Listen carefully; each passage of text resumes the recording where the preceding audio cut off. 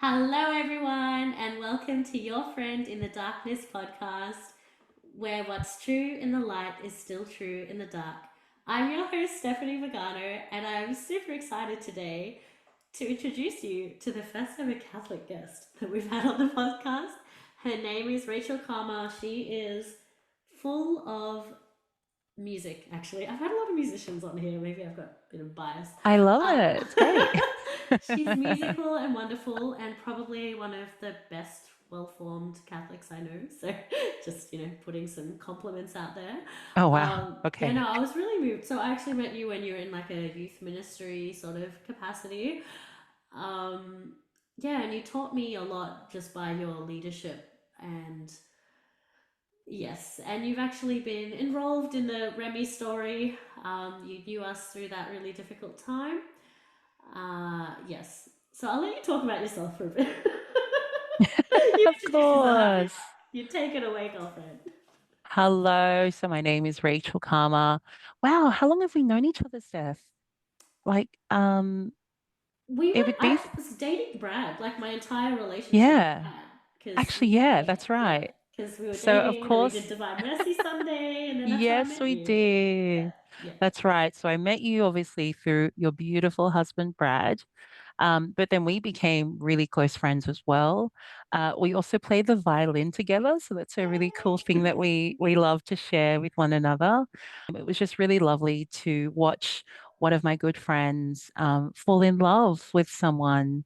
It was it's just brought me so much joy and so much love, and it's very rare to watch love stories grow like that. And so I was Aw. very honored and humbled to see that life can be hard and challenging, but knowing that you have two beautiful friends who are just getting to know each other and then watching their love story grow and then watching their family grow. It's just wonderful.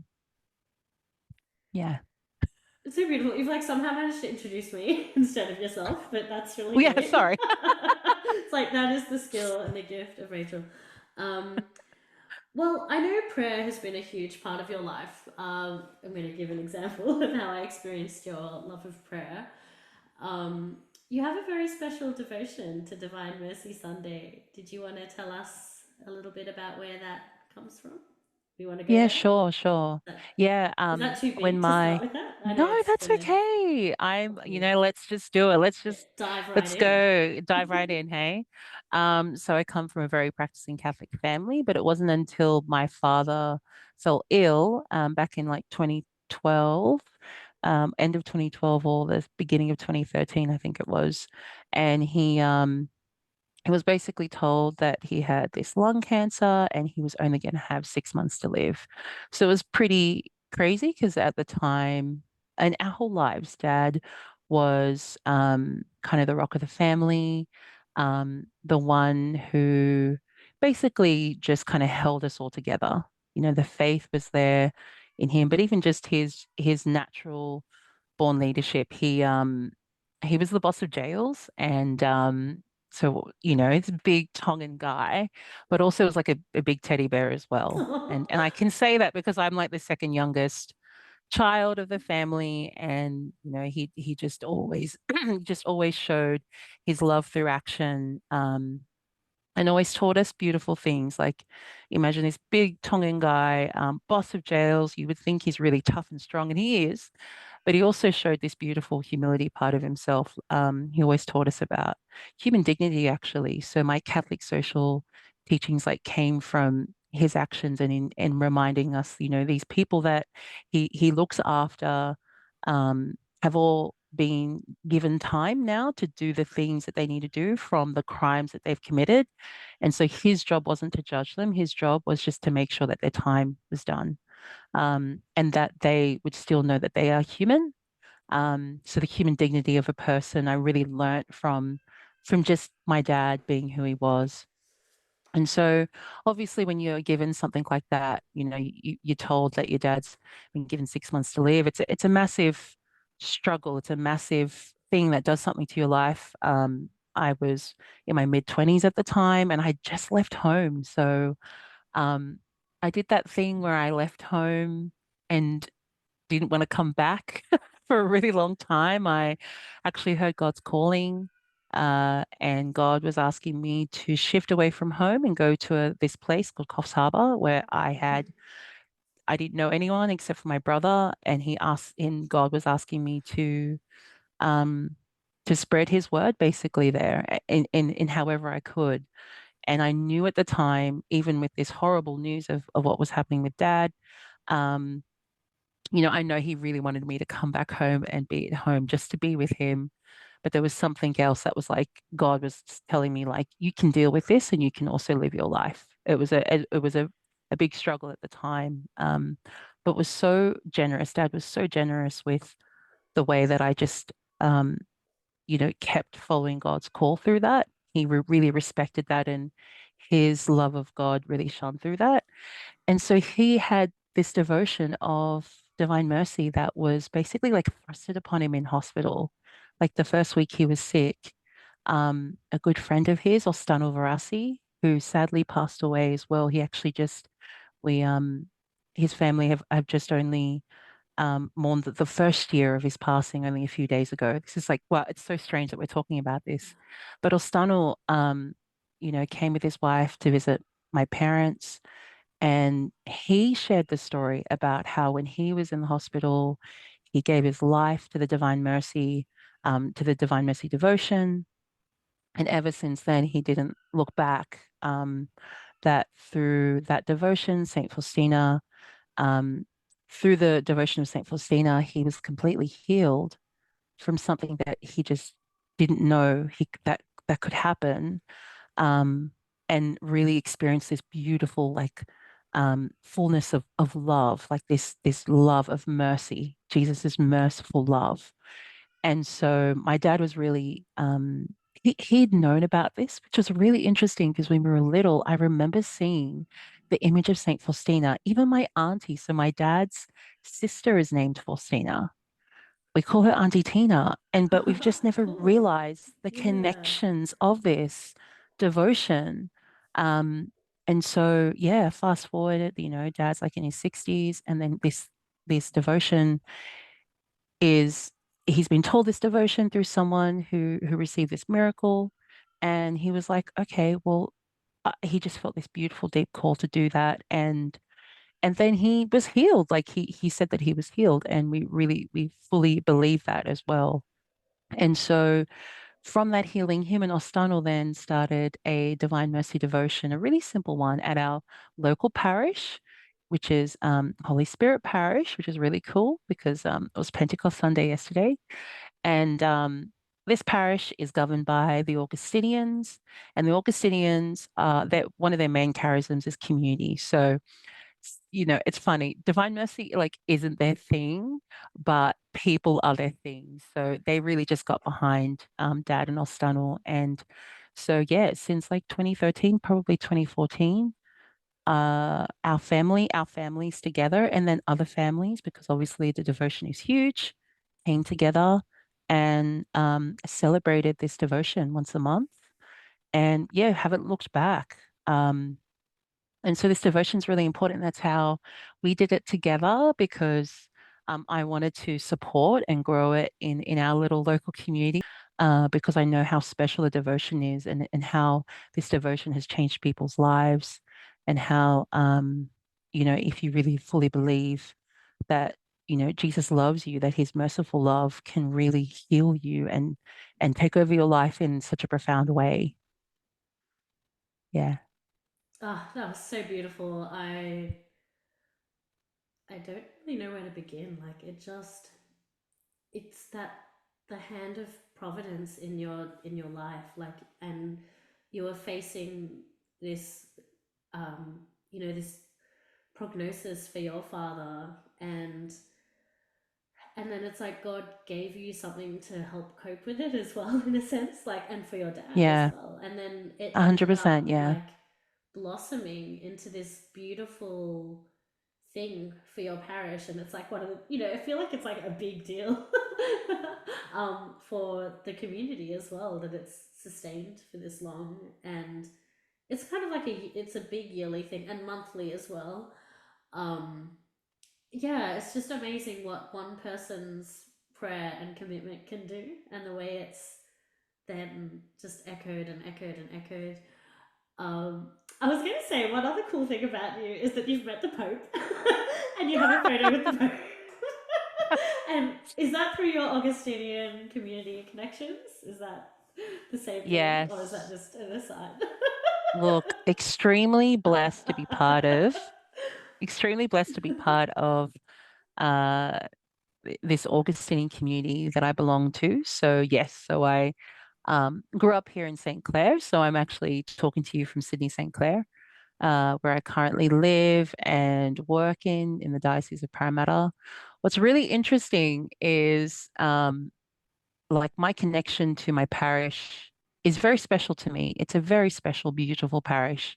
And I know it's because it's governed by the Augustinians, and the Augustinians mean a lot to me. Like I I had a family faith all the way growing up, but it wasn't until a parish priest had, you know, went on the shoulder to myself and four other young people who we didn't really know each other well when I was 18 and they were like 20, 21, and he just asked us, "Hey, do you guys want to start a youth group? Your classic story of starting youth groups." And something in me was like, yeah, why not? There's always been something like that. And I really appreciated this priest. His name's Father Brian. And he approached the five of us. And I'm so grateful he did that because through this youth group that I began, um, I then got to share this love of Jesus that I couldn't really understand and was kind of a family faith. But it wasn't until World Youth Day 2008, like about 3 years later, where I had this profound experience in front of the Blessed Sacrament, the World Youth Day icon, and the World Youth Day cross just happened to be passing through our parishes. So I reckon it came to your parish as well at the same time. And yeah, so we had the three things in front of us for like an overnight vigil thing at our parish, and just this really quiet moment where I just felt the presence of Jesus loving me fully. I can't even describe like this warmth fell over me, and I just knew that I was deeply loved and known. And I was like, wow, this thing that I share about loving God and loving Jesus as a family thing, I now own this. This is mine. But I didn't know what to do with it. And so I would turn to my Augustinian priest and be like, oh my goodness, what does this mean? Like, what do I do? I had all this energy. And they were like, oh, okay. And they didn't know what to do with it either. So they started like throwing ministry stuff at me and just giving me all this really great opportunities to grow. Even when I left the parish and moved to Coffs Harbour, I was still connected to the Augustinians. And so what's really interesting, I don't know if you've seen the viral photo of our current Pope, Pope Leo, in his Nikes. So I don't know if you've No. seen that. So he's wearing these Nikes in this photo. And actually that photo that's gone viral all over online, so he's in like his white, like normal, like priestly wear that he's just said a mass in, but it's actually on the beach and he's got like Nikes. And now everyone's like, just do it, like become a priest, or just do it, like That's confession, just cool. do it, faith. Um, so he keeps going viral. That shot is actually photographed by Father Japsa, and that shot was taken at the Augustinian Youth Encounter in 2008 here in Australia. Wow. So, yeah, so Pope Leo back then, Father Bob or Father Robert Prevost, has actually visited Australia, I think 6 or 7 times, in his previous role as the head, or the head of the order is what they would have called him. Um, and so I've met him because his job was to visit all the communities all around the world that are governed by the Augustinians. And so what's really interesting where you are in Port Macquarie, like he would have done that drive, like from Melbourne to Brisbane. He's done that drive like 6, 7 times. And like he would have stopped at Coffs Harbour, he would have stopped at Newcastle to get petrol. Like he's done very Wow. normal Aussie human things, like, and so it's really exciting because we call him Father Bob. Um, and yeah, proud to know that I have met him, but so have so many Australians, like so many Yeah. of my friends. It's like saying like you wake up and all of a sudden on May 5th or whatever it was of 2025, like your parish priest became Pope. Like it's just crazy, you know? So yeah, so just like a little thing. So that's how I know him. And many other of all my friends, like everyone at youth, have all met him, and have experienced mass with him. Um, and so I'm still connected to the Augustinians. I am there. I do a lot of lay ministry, so a lot of ministry with them and connected to them through their curia in Rome. Um, I'm their what you would call Asia Pacific lay minister or lay representative of this part of the world, of this part of the continent, which is really cool Cool. because like I'm a woman. I'm like, I still hope and pray that I'm young. I'm single.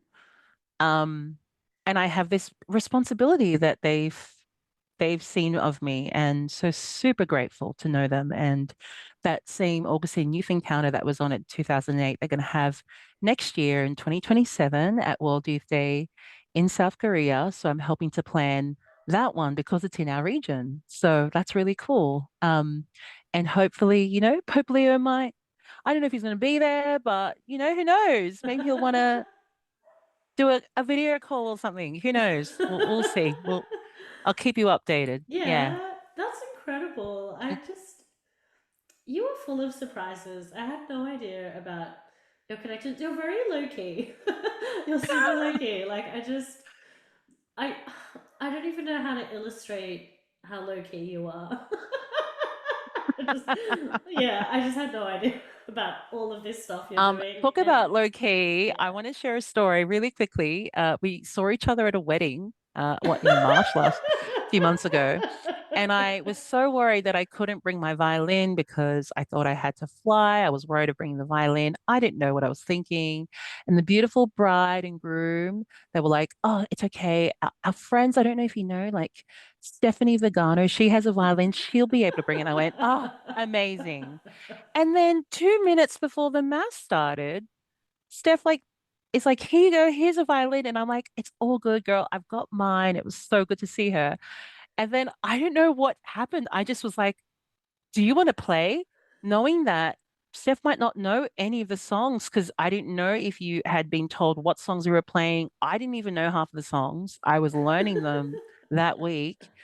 But something just called to me. I'm like, Steph and I have played many times. Like, she's got it. And Steph was like, yep, we'll do it. And so we both played at this wedding and we killed it. It was amazing. Probably one of the best weddings I've ever played with because there was just so much joy.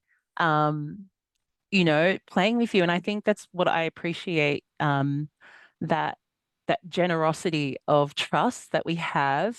And that came through our time that we got to know each other, but also the time that we had with Saint Faustina and the Divine Mercy. And, like Jesus, I trust in you. Like I completely trusted that even if you didn't know the hymns, you were good. I remember I was whispering, I was like, yeah, this one's in G. Like just before we played, I'm like, follow me, I'll play it first, and then you play it, and you're like, yep, let's do it. And then you would just harmonize, and I'm like, oh my goodness.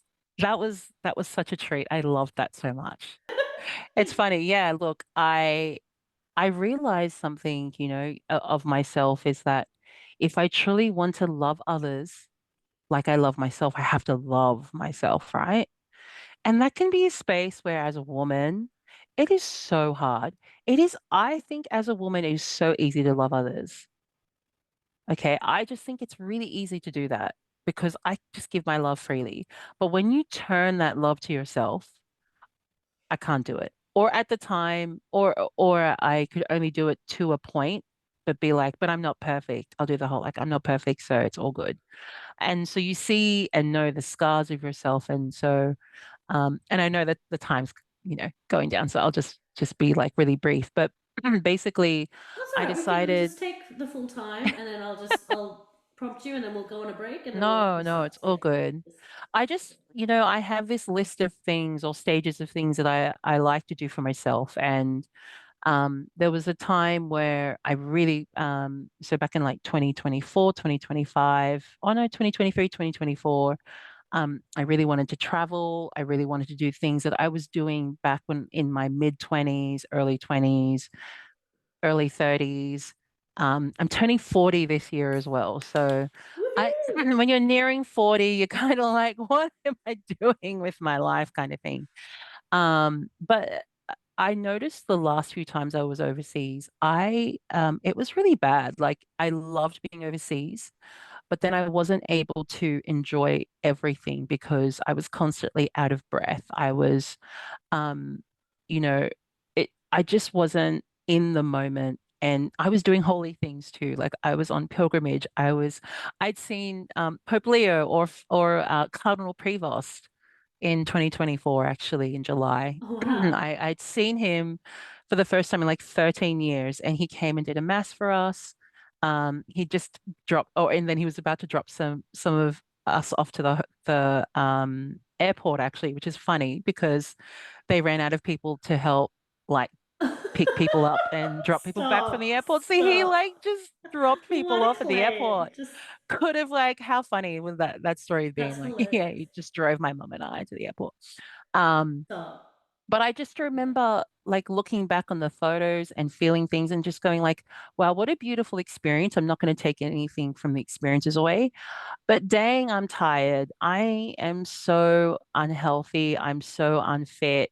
Wow, where did this happen? And I had to look back in my life and be like, when was the last time I was healthy? And I have to say, like high school, like I'm Tongan, like I'm Islander. If you know Islanders, like it's hard for us to, like we're never gonna be stick thin. Well, that's a lie. There's lots of Islanders who are, but that's just not how I was made. So I just kind of knew that of myself. But at that time, I just was so unhealthy. So this is like back in 2024. And I'm like, is this how I want to live my life? Is this how I want to love myself? Is this how I choose to choose to live this vessel, you know? And so I was like, no, I don't want to do that. So I just remember like June or July 2024, I was like, no, girl, you need to get on a diet. And it was hard. It was so, so hard. But, I've been working on it.